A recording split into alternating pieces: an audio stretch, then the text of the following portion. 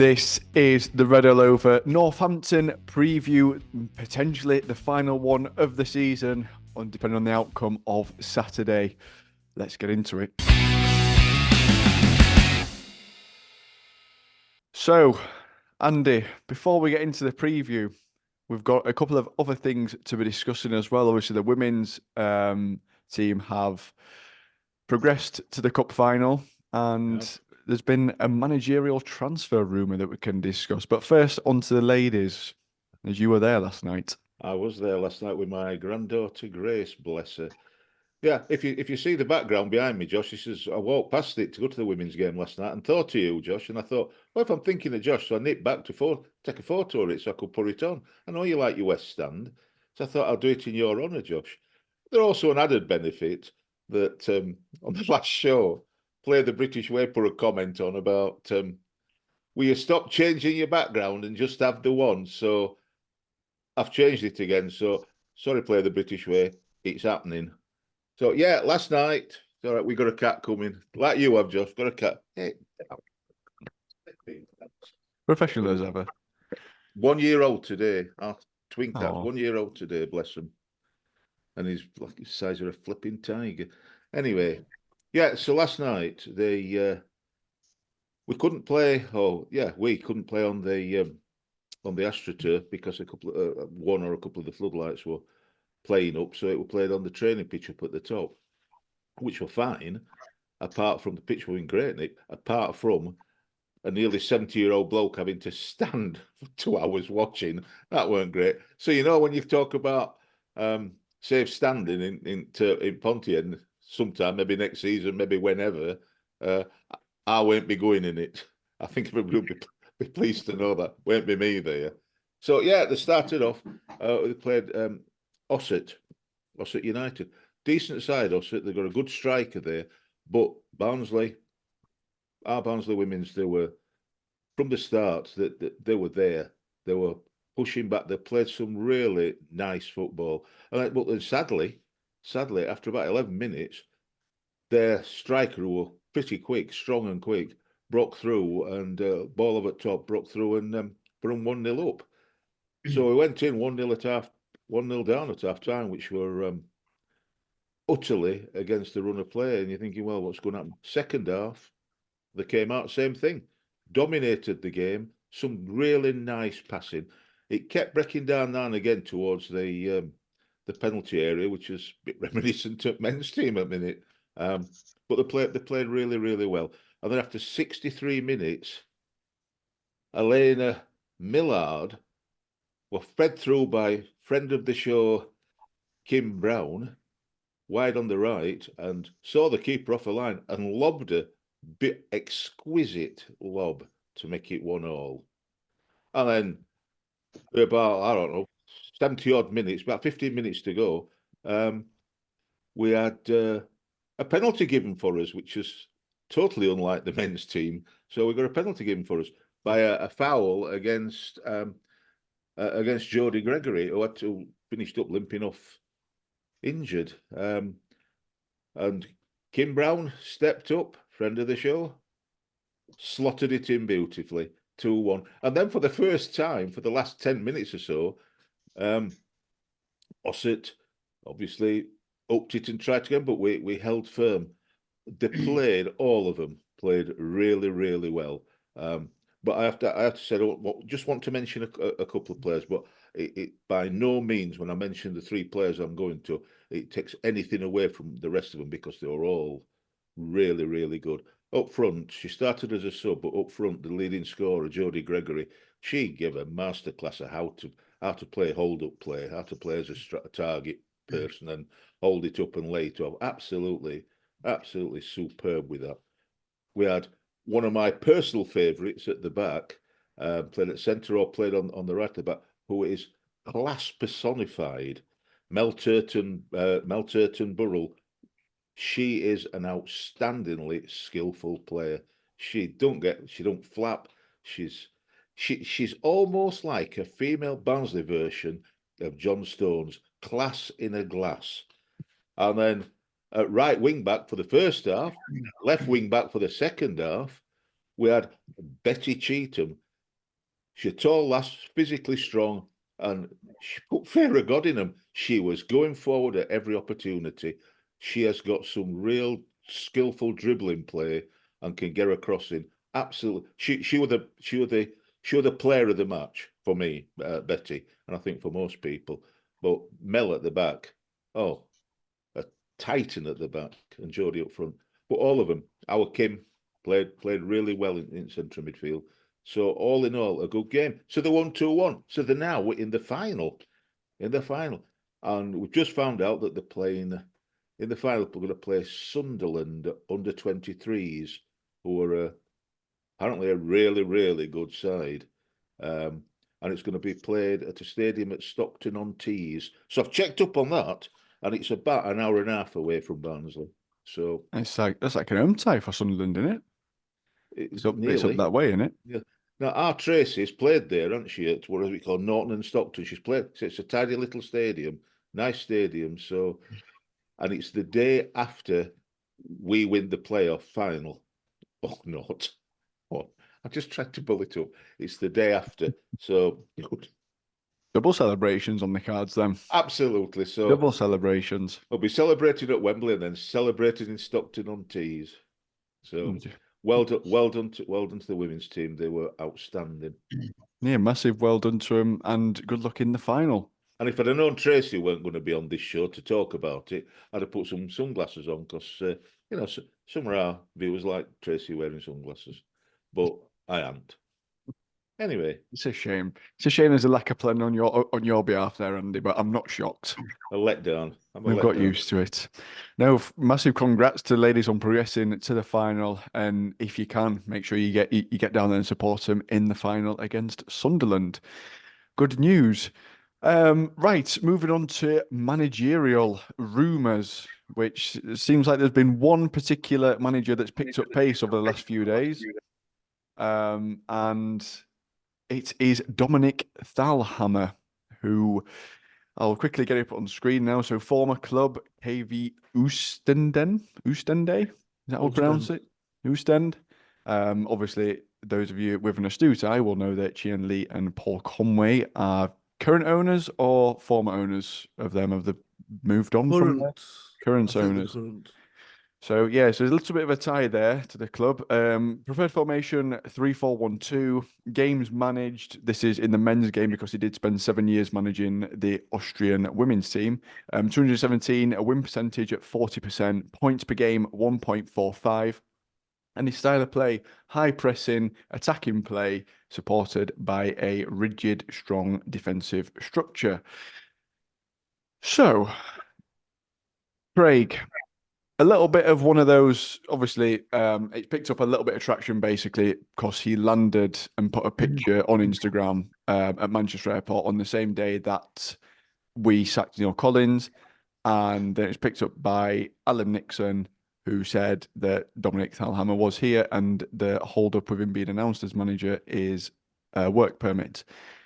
Still TBC on that because there's no real sort of concrete source necessarily apart from that sort of one news outlet, which then everyone sort of like picked up on and done a little bit of a deep dive into him.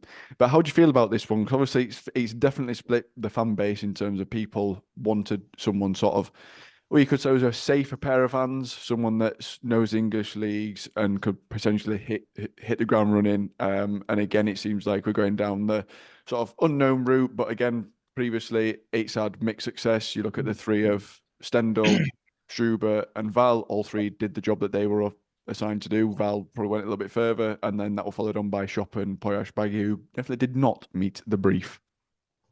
Yeah, it seems like we're going back down the continental route. I think with the likes of Duff, who decided to take an offer and move somewhere else, and then obviously Collins coming in, who former players know the league.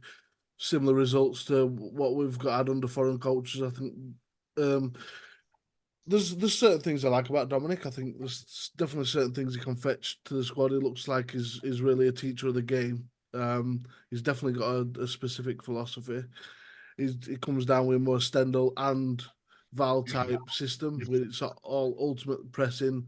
I think when he was at Cercle Bruges, I think he had the second most hard-working team in the world at the time. I think it was first in physical output and second in wins in the final third. yes, wins the final third. Yeah, so obviously, he knows the game. The only problem is we've got 2 days to get prepared to Northampton, and we've got just over a week to get ready for playoffs if we get in there, because that is not going to be long enough to impact any system whatsoever. So he's going to have to, if he does come in, he's going to have to try and fast track these kids to get them to a place where they're ready to play in the playoffs. Which really I can't see happening. But look, miracles can happen. I don't mind going down the continental route. End of the day, football's football. I think it's a global language of football. I don't think just because he's English or just because he's Austrian, I don't think there's a huge difference in football philosophies and what people can expect from them. The only problem is the language barrier. I don't think there is. I think he speaks English. So, for me, I don't know. I'm intrigued. I'm intrigued. Because I want this pressing football back. I think we played well under it at times. Sometimes we've fallen foul, but it brings back exciting football, and that's what I want to see. Whether we win or lose, I just can't be bothered with watching this drab crab football anymore. He plays intense football. That's I think it's vertical intensity they call it, where they try and get it up through the thirds as fast as possible into the final third. I think we've got the players to suit his system that he's played before, the 3-4-3. It's just whether the players want to put out that sort of intensity match, because I've questioned a lot of players this season whether the really fitness levels have been there. But we'll see. They have to go work permit first. Yeah, exactly. It's still not exactly a done deal necessarily. It might not even be someone that we're necessarily in for. Al, you were shaking your head at the thought of Dominic Thalhammer. Would you prefer us to go down the sort of proven English, someone that's got league experience over here that can hit the ground running, thinking back to sort of Michael Duff? For me, yeah. As we mentioned, FC Bruce, whatever, I think it was Chen Lee, who were, I think, co-owner of that, or their group. And if he does come, I mean, all I can think is our fans will be thinking, is Lee anything still to our club? And we know he's not. But there's that, if he comes in, Dominic comes in, there's always going to be that, what if, aren't there? And we've built bridges, and I don't want bridges to be burnt because he comes in. So it sets us back for me if he's the man for the job. And it's looking at it as he is, because at the moment he's gone from 2-1 on to 4-1 on. So if everything we read and everything we've seen is correct, next few days or next week before, I suppose, if we get into playoffs, it might be an announcement. But I'd have rather gone for an English coach who knows the EFL, personally. Just on that, how important is that necessarily? Because it's not necessarily, we know the way in which we recruit is sort of spreadsheet based, and whether the managers have input into that, yes or no, is still sort of up for debate on that. So do you think EFL experience is important? Because when you look back to sort of Stendhal, Struber and Val, none of them had EFL experience. Obviously Val had played for Palace over here anyway, but Stendhal and Struber never played here before, never had sort of any connection to England. But especially underneath Stendhal, that first game, we saw the intensity and exactly what he were about. We did, but as I say, we got Duff in, and Duff did a job, didn't he? Coming from Cheltenham. So it's proven either way, isn't it, Josh? It is, but I wouldn't necessarily. I mean, I don't know. Would you say Duff I don't think it matters. Would you say Duff underachieved though, in a way, when you look at that back three now and where it is? You've got Mads playing in Prem. You've got Brad, well, including keeper back four. You've got two that have just got some FA Cup semi-final in, well, a three of Collins Kitchen and Bobby Thomas, and you got Mads playing in Prem for Luton. When you look at that side that he necessarily had, potentially could have underachieved when you look at it from that perspective. No, yeah, no. Probably so, but as I say, Oh. I'm with a lot of Reds fans, English. I'm old school. I'm not new school. You can't be old else at 70, L. You are old school, L. You can't help it. For me, who knows? Dominic might become our next head coach. He might not do. I've absolutely no idea. But I will say, because, if I'm honest, I don't believe a word that Alan Nixon says, but that's just me. Because sometimes, a broken clock's is right twice a day. So it might be right. Who knows? But we've got a fascination for this. What I want is the best coach to have. I mean, I'd prefer somebody who knows the league so he can hit the ground standing. But I'd running. So, I don't care if he's, if he comes in and he does what we want. What bothers me? I mean, the only thing that bothers me really for him, not about him, but for him, is the optics. To me, look awful. It's the optics, and it's the Bruges and the Ostend and the Paul Conway, Chenley, all that. It's all that about they're still running the club. It's all that. We're not learning. We're trying to show as a club, or our board and owners are trying to show we have cut ties. And if I'm honest, I believe we have cut ties. As near as makes the difference, they aren't what to do with it. But this allows the rumours and the negativity to go further and further. So it could be a great appointment if Nixon's true for twice a day. But it could be a massive own goal with the before he even comes, before the guy even comes, if he's coming, at the minute he's at Manchester. We were at Manchester Airport, then I went back home apparently. So who knows where he is? I mean, Manchester, it serves more than just Barnsley. I know we don't like to think it does, but Manchester Airport don't just serve the town of Barnsley. So we'll see, won't we? But I'll back him. If he becomes our head coach, I will back him. But the optics, poor at this minute, poor.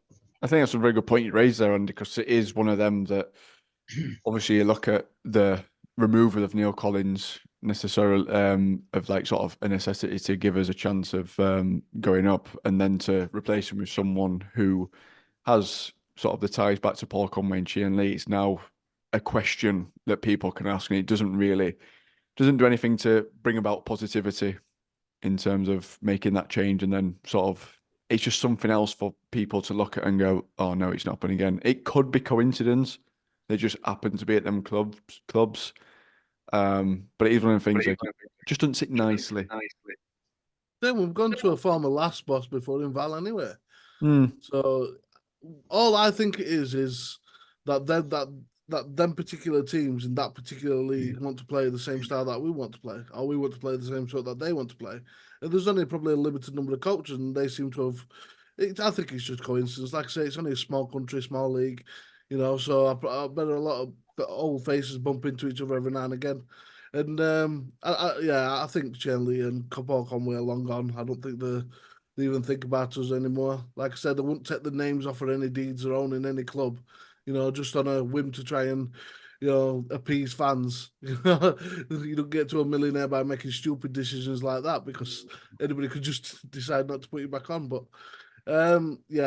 look, I totally understand people not wanting a foreign coach and all this, but look, it could take you just a couple of hours to look at history of clubs and stuff in this league and find out who's to look at for, and research squads and that. I mean, knowledge is vast nowadays, whereas 20 years ago it probably wasn't so easy to come into a fresh league, a new country, and try and figure everything out. Everything's so easy and at your fingertips these days that I don't see it as a massive issue, personally. I think there's always the other side though. English managers never won Prem, have they? As well. There's that side. It's something that we're thinking. You look at sort of all the top sides. Also, the fly off as soon as chances they get. Is any Austrian? Even though they're not going to be here for 5 minutes. I don't think Austrians have won it, unfortunately. You see, stats can tell you anything, Joe. They tell you anything. I just mean, think it's a weird nothing. stat though that you'd think at some point there would have been an English manager that would have won it just based off the fact that majority of managers in English pyramid are English, apart from when you get to Prem. But now Yeah. I think when you look at Championship, that's getting much more diverse in terms of it's not Sean Dyche that's going and turn up and win every week. Like you've got, I think It's because we've gone for best in. It's because everybody's trying to go for best in class. I mean, 20 years ago, it were all Dave Rat Corner, old Dutch job. You know, I mean, that's just the way it is. International owners as well. I mean, they're not so fickle about where somebody comes from. They'd rather look at the CV and see what they've already accomplished in life, you know, and that's just the way it is. Either get used to it or get off the boat. You know, if you're only going to be one of these that I only want English players, I only want English coaches, I only want English this, I only want English that, then I'm sorry, but you're about 50 years too late.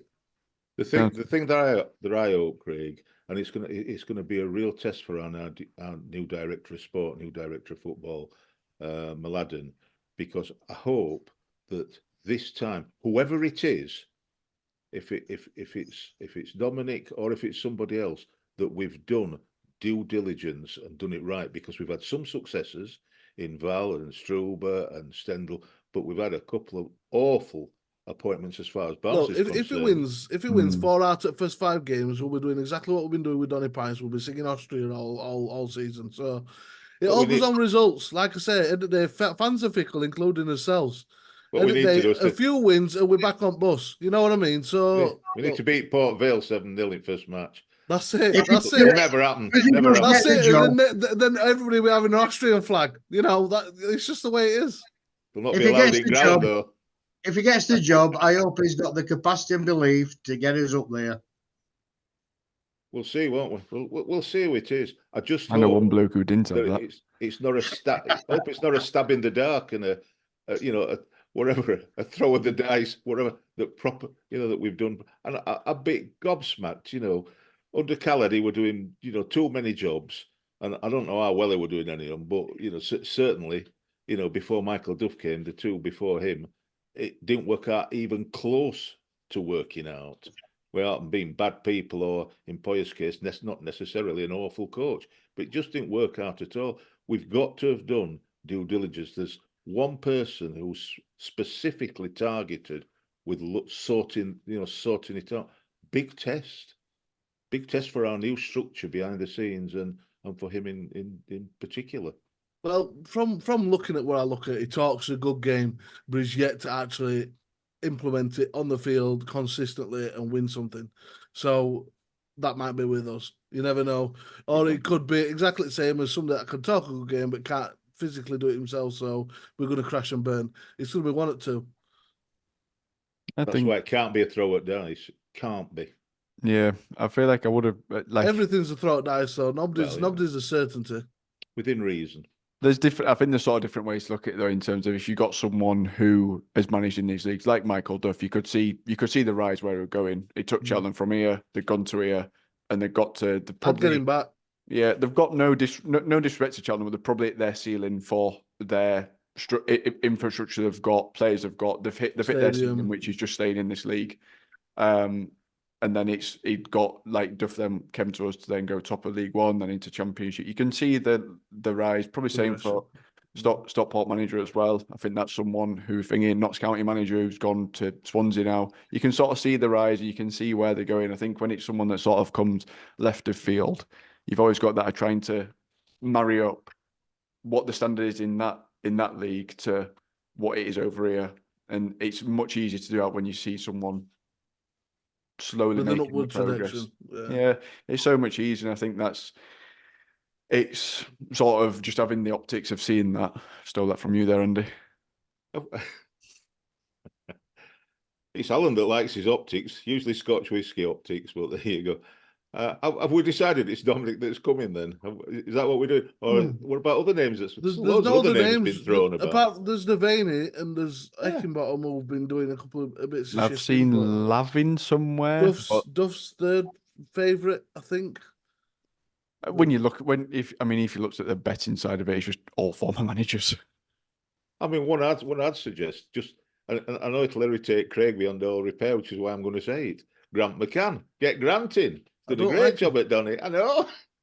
No, because he's never like. I mean, if you look at his, as Josh likes to pick, his percentage wins, it's never been above 40%. At any club he's been at, it's never been above 40 to. I think he might have had 42 or 43 once, but it's not. It's never been above 50 by certainly. But Well, I wouldn't object if you had a 40% win rate as long as you had a 60% draw rate as well. That would work for me. I wouldn't mind that. Points per game looks nice in that one as well.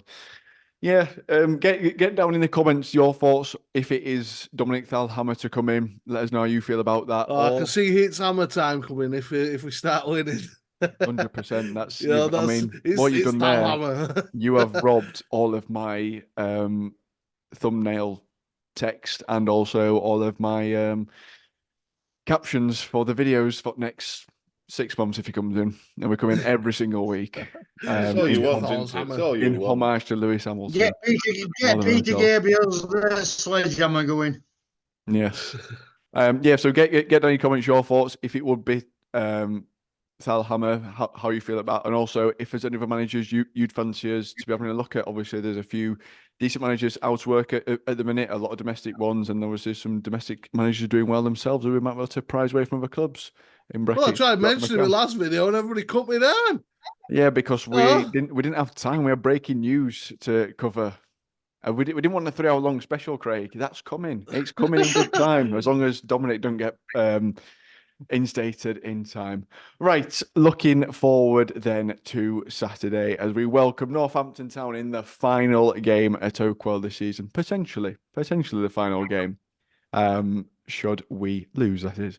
So, looking at stats pack, manager John Brady, top scorer Sam Hoskins with 15, 14th in the league, 3 losses and 2 wins in the last 5. Lost the last 2 in there. Key player John Guthrie is having a fantastic season in terms of goals and assists and overall goal contributions. Formation 3-4-1-2, and key stat, which is by far my favourite so far of the season, is 10 games which Northampton have featured in this season have had sendings off. Majority of them coming against them. So the team that Northampton have been playing, the opposition have gone down to 10. So wonder it'll be they get sent off for us on this weekend. Craig, how do you feel about this one? Because obviously it's one of them that we was hoping to be a dead rubber a couple of weeks ago, but it is very much one of the most important game of our season now. Well, yeah, they've come up and they've more than held their own in this league. You know, they come up and expected to be bottom 3 all season. You know, whipping boys at league. And you know what? Looking at the results, looking at the stats, the middle of the road. They've never really been dominant. They've never really been the top of the table. But do you know what? A good, solid League One team this season, and I think really done really well. To say they ain't got a massive budget. You know, they're not backed by anybody, so. And it's also somebody that could be a massive banana skin for us on last day. You know, the positives going into the game is they've got nothing to play for. They're not going to get relegated. They're not going to get promoted. So, you know, really they're just waiting to get on beach and have a couple of months off. So that could be a good thing. Sam Hoskins, midfielder, has got most goal contributions. Lee Burge is their goalkeeper, who was a decent goalkeeper at this level, in my opinion. Also think that their defender Sam Shering is a decent option as well. We're gonna the play a similar formation to what we do. Sometimes they will play 4 at the back, looking at former formations and former games. But yeah, it's gonna be a difficult game. They're not gonna let anybody walk over them this season, and they haven't done up to now. So I think we're gonna have to be ready to face a team that's going to be stubborn in defence. I don't think they're going to come and attack us, so we're going to have to attack them, which is going to then raise our biggest weakness this season, which has been breaking teams down. And we're going to have to get a goal. I don't think they've posed much attacking threat if you can keep yourself defensively disciplined, which we've another one of our weaknesses this season. So yeah, this has got a chance of going either way. Really, realistically, our form into consideration, their form, both team styles, this could go either way. And for a last game, I would much rather have picked a much easier team to come up against. Yeah, they have been sort of ruining people's seasons. Alex has picked up some decent results. They've picked up good results against good sides in this league as well. They took points off Derby, and they've taken points off other teams in the top six. It seems almost as though they thrive in them games, but struggle when they're playing teams below below them. So it's not going to be the easiest games to play. And then, as Craig's mentioned, there could be on the beach, and that always goes one or two ways. Of either you'll score 6 against them, or because they play with no pressure and relaxed, they'll somehow just turn into Barcelona. Well, league table proves that it's a must-win game. A draw's no good to us, and a loss ain't no good to us. So it's a must-win game. Priority is to take game to them, and good luck to Martin Devaney and John Stead taking the reins on Saturday. We beat them at their place 2-1. Styles got a goal, and Cole got one on 88 minutes, and then they pulled one back, a Perry, 90 plus 8. So even when they were 2-0 down at their place, they were still fighting to get back into it in additional time. So it's not going to be an easy game. The one good thing is that Pont is sold out and East Stand's sold out. So I've seen today where clubs asking anybody who's got a flag to take the flags down to Oakwell, and they'll put them at the other side of the West Stand lower. So it shows all our supporters' flags, and they're all there like it used to be in lockdown. So they're trying to make it a hostile environment. Good. So it should be every single week. But just on that, anyone that hasn't got a ticket and is fancying one, if you're going West End, keep it down. We have it quiet over there if you don't mind. Don't want none of that chanting going on, please. We like to watch this. You'll let Josh up. Yeah, we like to analyse the game over there in our own quiet way. So we'll have that rowdiness if that's all right. Andy, big test for Devaney as well. Obviously, he's coming in, and as Al's mentioned there, it is a must-win game, because if we win, it's all dandy, it's all fine. If we don't win, we're then relying on others to slip up as well. Martin's a good guy. He's been on this show, and he's a good guy, and it's been thrust on him, hasn't it? You know, he's been brought into the first team stuff from the academy, and yeah, I think he's done well. I hope he spent some time, like I've said before, I hope he spent some time teaching him how to put a cross in, because you know, some of our crossing this season's been woeful, and he's one of the best crossers we've seen, you know, over our years at watching Barnsley. So we need to do that. It's going to depend. It's going to depend on the defence. It's going to depend on the midfield deciding it wants to go forward. The defence not just cobbing it forward to a team that's sitting right back and so thank you very much for that ball, but not passing it among themselves and just trying to, well, I'm going to say trying to wear the opposition down. Wear us down is what's happened. It just wears us down. They've just got. We don't want the team that played like they played at Blackpool, but we want the team to play like it played at Portsmouth, except for the shame of the last 7 or 8 minutes. That were just. But the team that played that game, the vast majority of that game, that's what we need. If that team turns up and those players turn up to play like that, we'll win. If they don't, we'll either draw or possibly lose, and that'll be good night Vienna. Funnily enough, back to Austria. There you go. Good night Vienna. Love the link back there to Tried my best. to Austria. Yeah, it is one of those that it is just must win. It's just one of them. Don't really care how we play, just as long as we get over the line. And hopefully, you've just got to hope that the removal of Neil Collins has just reinvigorated the players somewhat, and now they've got a different target and different mindset to move forward. Predictions, Andy. Let's have a mini competition update, given that we are at potentially the final game, or it could be, yeah, could easily be, couldn't it? Well, at the top, I mean, I'm not going to go through them all because there's a number on 6 points and 5 points, so that they need to keep predicting, but particularly they need to hope that we get in the playoffs and get at least a couple more games, because at the top with 11 points is Chris Mann, and he lives a long way away, and Tom's already had palpitations about trying to get any prizes to Chris Mann, because it's a bit of a way. Oh yeah, that is a trek. You know, me and Smithy would deliver it by hand if need be, but Oh no, I've heard Tom's going to bike it for us. that's scary. He's Scary. gonna, So 11 points. outdo hardest geezer. Chris, who's not even in this, not I'm gonna say, not even in Barnsley, not even in England, not even in Britain, not even in Europe, they're showing people where to go with this. He's doing the business.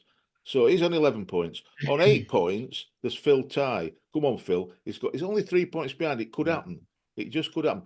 Watch what he puts, Phil. Watch what Chris Mann puts, because no point in putting it same. Watch what he puts. If it's the last game, if it's not, then so. But sandwiched between them with 9 points is a guy who Alan's going to talk about, Robert Howard, on 9 points. He's 2 points behind. So, Robert, you can do it. Over to you, Al. Yeah, Robert messaged me the other day to say it's a brilliant show and he loves it and it keeps the fans in touch with what's happening at Oakwell. But he sends a message that, hi guys, I'm confined to bed, getting poorlier each day now with my FND. It is getting worse. I watch all the matches now and I follow. I wanted to be there on Saturday, but unfortunately I won't be there. And I would like to thank everyone who asked Sandra, who's Anton Roberts' sister, who sadly passed away at Lincoln, how he's doing. So yeah, Robert, take care, and we're all thinking of you. Yeah, hopefully there's a nice 3 points to go with that as well. Do it for Robert. Come on, lads, do it for Robert. That would be great. And just on a news note as well, we've got a message from Carly, whose son's friend was in an accident and wants a round of applause on the 13th minute on Saturday as well. So, as always, Reds, if you can get involved in that, please do. It will be super, super helpful to get on that. So, 13th minute against Northampton. Right, Craig looks like he's trying to disappear slightly. Not much of him left then. Predictions for ourselves. Andy, you can go first. We've got a 2-1 win. There you go then. That'll do. Al.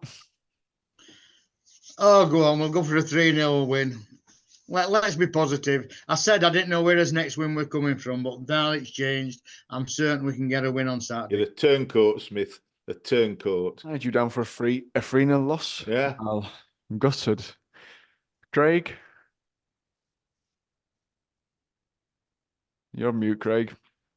We can't hear you, sorry, Craig. sorry. I like to mute myself when I'm not talking. No, it's better like that, Craig. Put it back on. Yeah, I get stuff. Yes, with your Uncle Fester. Get ready. You know, after the match, instant reaction. I've told you, keep an eye behind you. If I start sneaking behind you, start getting a bit worried. Right. Well, I was saying that last 9 games, they've had 3 or less goals involved in every game. And the running theme is 2-0 managers to be their scoreline in, I think, 5 of the last 9. So I'll go 2-0 Reds. Oh, you see, you fell into a trap I fell into with Blackpool, who hadn't had no more than 2 goals in their games of that last 9. And then suddenly 5 pops up on Saturday. You fell into playing us. Yeah, he fell into the same trap that I fell into. I'm going to go 1-0. Well, at least we're going positive, aren't we? We've got faith in Martin, haven't we? We've got some faith in Martin. 1-0 to Northampton. You're joking, aren't you? Yeah. Just want to get a rise out of you then. Yeah, I think going to make us bite his fingers all afternoon, Josh. He met 1-0. 1-0. Honest, we should have known that we were going to do this. We only do stuff the hardest way possible. So there's no chance we'll score before 85th minute. It'll be after that. And you're just thinking, oh no. And everyone else will be winning. Blackpool will be winning. Lincoln will be winning. Oxford will be winning. And we're thinking, great. But don't worry. It'll be someone you ain't expect to score and all. It could be a game like it was when we played Bradford City to go up into Premiership, whereby we got a goal and Bradford City come at us. They nearly scored. The miss were about half a yard out and hit post. It's going to be one of them games on Saturday where it's going to be, oh no, ifs and buts, but you've got to be in it to win it, ain't you? You have, and we'll stop you there at Bradford because we know what happened at Oxford now. So we'll stop you Yeah. there. Because I'm we not don't meant- get You're not nervous, are you? Sorry. Are you all a lot nervous? Because I'm not nervous at all. Because I just think of this. At our age, Al, you can't be nervous. I think that if we win and we're in the playoffs or whatever, if we're in the playoffs, it's because we deserve to be in the playoffs. If we don't, if we lose and everybody, two other teams overtake us, then they've deserved it and we haven't. That's what it comes down to.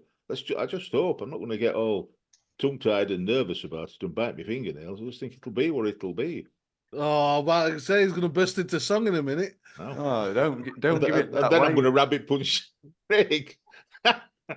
Don't bring your level-headedness to this show, Andy. That's not what we're here for. We're here for bias opinions only. That's what you That got favour Smithy us. for. That You got favour us. rah-rah Smithy for. Exactly. Right. We'll be back on Saturday with instant reaction after the Northampton game. Hopefully, we'll have some more shows to come after that in terms of previews for the playoffs. But we'll find out on Saturday. Bring the Reds. tissues, Al. And a guest appearance on Saturday. Bring the tissues, Al. Oh, sorry to anyone that has to watch Already. them. Oops, I'm pressing out wrong buttons. There we go.